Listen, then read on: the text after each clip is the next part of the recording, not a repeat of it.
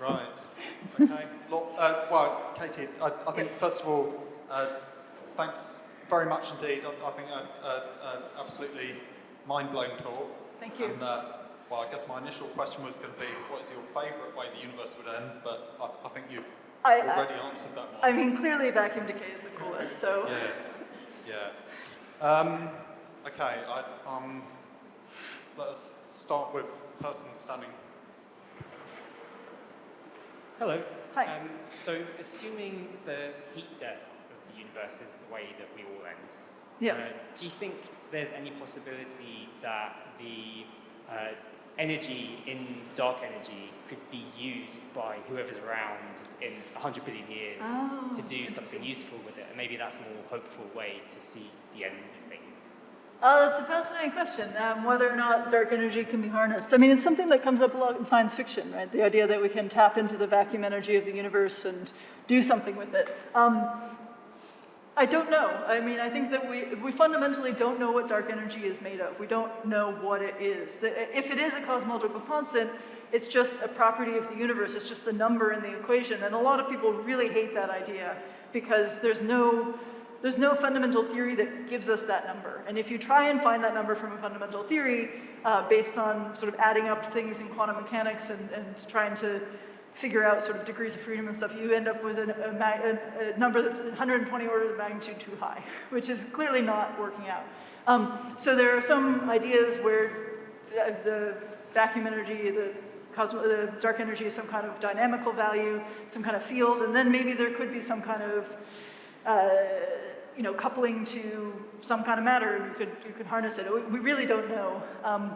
It's a fascinating idea, but ultimately what happens in the heat death is not just that things get farther apart. It has to do with the second law of thermodynamics. It has to do with the fact that as time goes on, entropy increases, and we think that's sort of the most fundamental law of the universe, that it gives us the arrow of time. The future is defined by the direction in which the disorder increases, in which entropy increases. And the reason the heat death is called the heat death is because that's when everything in the universe has decayed into sort of waste heat as entropy is increased to its maximum state. So eventually, whatever machine you build to harness the vacuum energy or whatever, presumably will break down because the second law of thermodynamics governs everything, and the heat death is ultimate death of the universe. But it's unclear. Like there was a really cool paper from 1969, I think, in which Freeman Dyson came up with this idea of sort of eternal life in an expanding universe where you could kind of slow your processes forever. That doesn't work in a universe with a cosmological constant in it, because things do eventually decay and you have a kind of you have a sort of background radiation from the horizon in that universe. But anyway, there have been interesting ideas for continuing life or continuing some kind of sentience through the universe, but dark energy fundamentally changes that picture, and I don't know if there's a way back out if you can tap into it. I'm not sure. Next question. Let's take one from over here. Hello. Hi. Thanks a lot for the talk. That was very fascinating.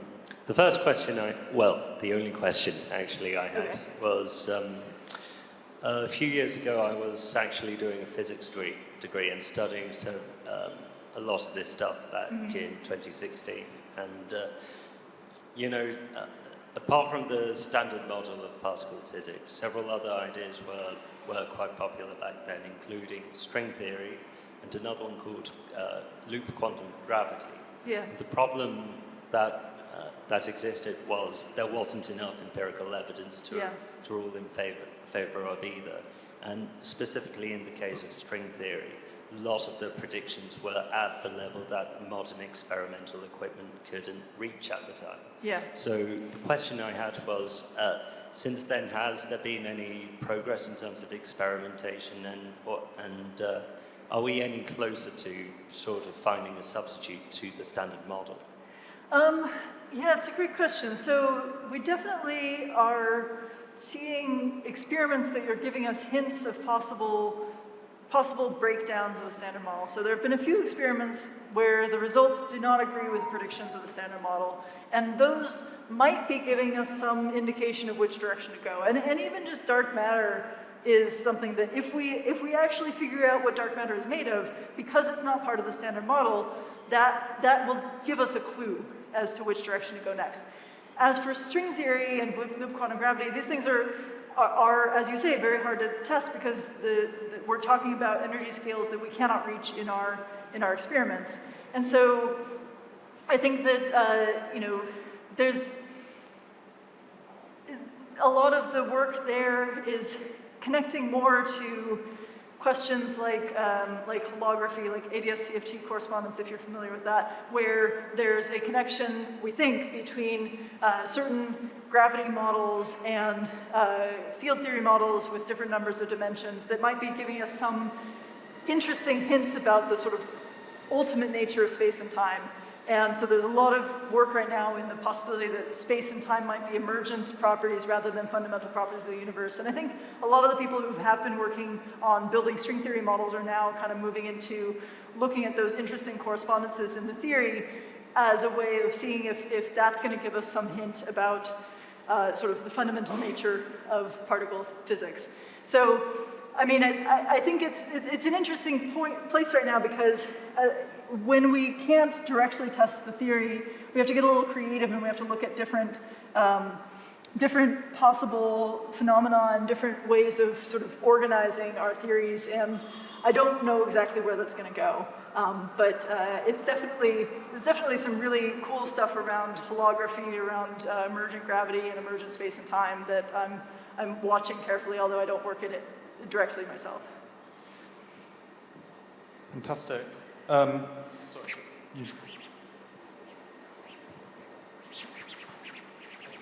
Hi, thanks for that. That's really cool.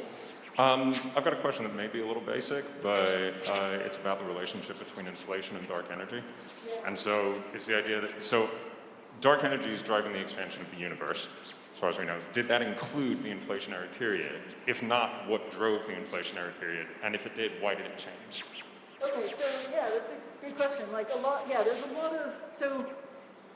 a lot of models of dark energy are that it's some kind of scalar field. And the intercom is another hypothetical scalar field. And they both cause expansion of the universe. So it's very possible that they're somehow related to each other. But in the very early universe, matter and energy were so dense that the dark energy, the cosmological constant, if that's what we have, was totally unimportant to the evolution of the universe at that time because the density was so much lower. If it was a cosmological constant, if it's some kind of dynamical dark energy, yeah, it could have been important then, and it could be important again now, and there could be some evolution that connects those things. At the moment, we don't know. There are theories kind of on either side of that, but it's a very interesting question. Okay, let's go for this side of the room.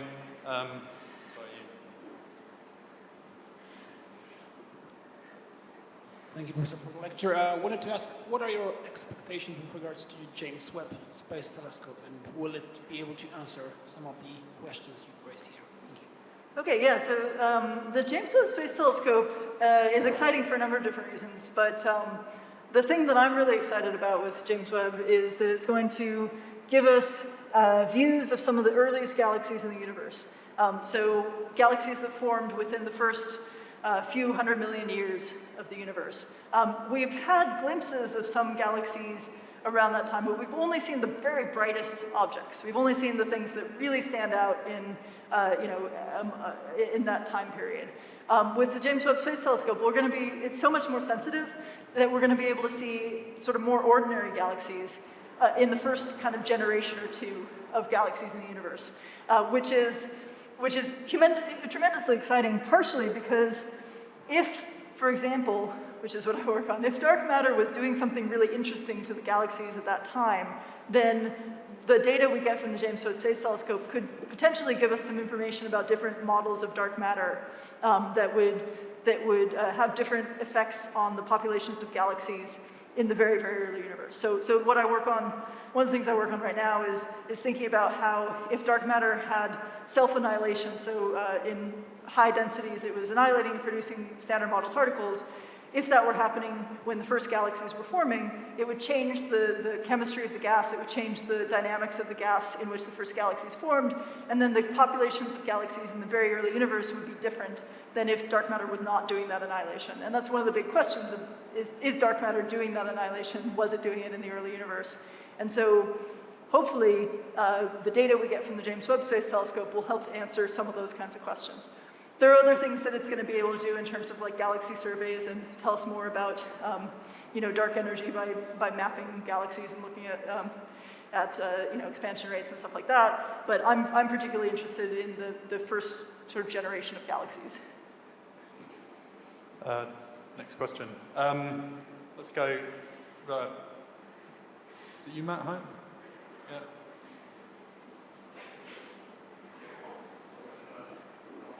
With no microphone.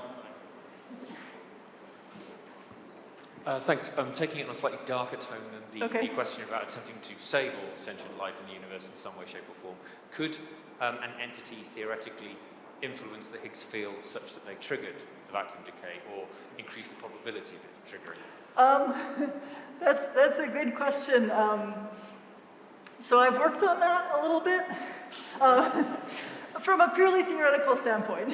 I'm not going to do it, but I've done some calculations about whether or not it's possible to trigger vacuum decay on purpose. And from what I can tell, and there have been some other studies that have looked into this a little bit. From what I can tell, it's not actually possible to do it on purpose. The kinds of energies you'd have to get together to make that happen. Well, for one thing, once you get those energies together, you're also changing the Higgs potential by messing with. Well, you get a temperature correction to the Higgs potential. It makes it more complicated, but it doesn't appear to be possible at the moment. But I'm still kind of working on it, so I'm not certain. But I don't think it's possible to trigger vacuum decay on purpose. And also, I mean, it's certainly not possible for us to do it because nothing that we can do is more powerful than what the universe is doing all the time in terms of like particle collisions, high energy particles colliding with neutron stars or something. That the energies that are produced when cosmic rays collide in the universe are many, many, many orders of magnitude higher than what we can do with particle colliders, even in the distant future. So certainly we're not going to do it. But whether some ultra-advanced alien civilization could do it, I think probably not. But that's preliminary. That's a preliminary calculation. So. Thank you. Hi. Hi. I read your book last year. It was amazing. I loved it so much. I saw in the presentation that you said that if the state parameter was below -1, then just impending doom. But what would happen if it was above? Okay. Yeah. So the equation of state parameter.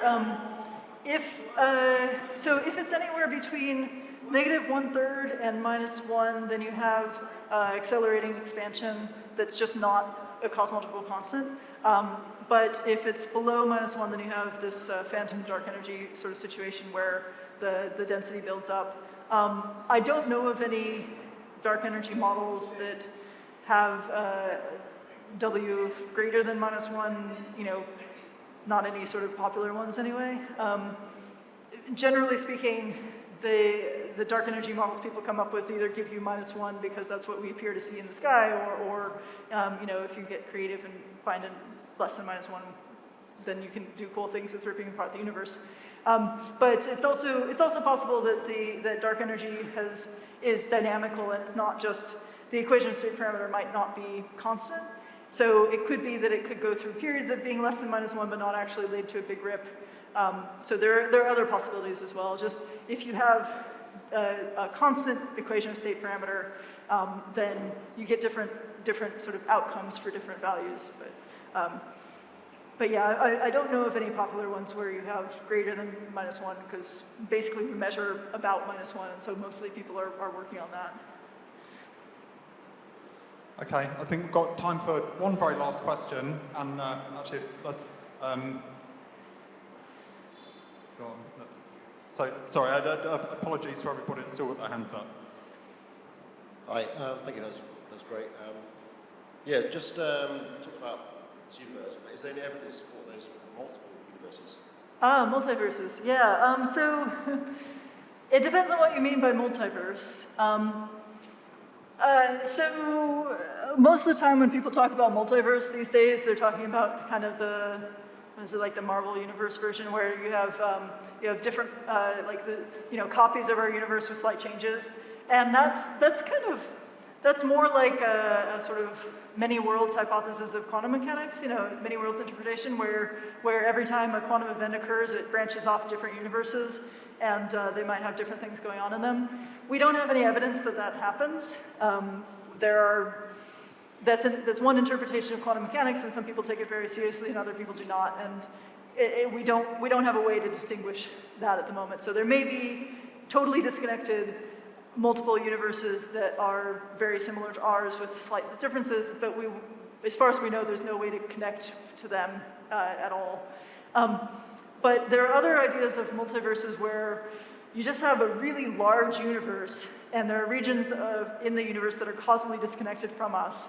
So we have our observable universe, and then there could be some region of the universe that's really far away that we'll never communicate with, and in that sense, that's a whole other universe. And especially with inflation, you end up getting a lot of those because you're sort of zooming in on different parts of that picture. And so you can have parts of the universe, parts of this sort of larger multiverse where you have a universe with different values of a cosmological constant, for example, different sort of histories, different futures, different expansion rates. So that's fairly prosaic, like that's something that we're kind of okay with, that the universe is just really big and there are different regions that have different properties. And then there are kind of other ideas of multiverses in cosmology that have to do with different kinds of string theory states, called string theory vacua, where you have different setups in string theory. You can even have situations where you have higher dimensional, like we have 3 spatial dimensions here, maybe there's a 4th spatial dimension, and there's a whole other universe separated from us by a 4th spatial dimension. So that's another thing, and there have been observational tests of both the sort of higher dimension possibility and also the idea that inflation kind of stops maybe in different places in this larger universe, and then those regions kind of grow gradually and then bump into each other, and then you'd have a collision between universes. And we've searched for that and haven't found anything yet. So it's something there are certain kinds of multiverse that are totally taken seriously, but we don't have evidence for any of them really, aside from like the universe is probably really, really big, and there are regions of it that are far enough away that they're basically other universes. So I think that's it, yeah. Fantastic. Well, this is the end of the formal question and answer session, but now there are drinks and canapes outside, so opportunity for more questions and discussion. But before we do that, Katie, thanks again. Absolutely amazing. Thank you.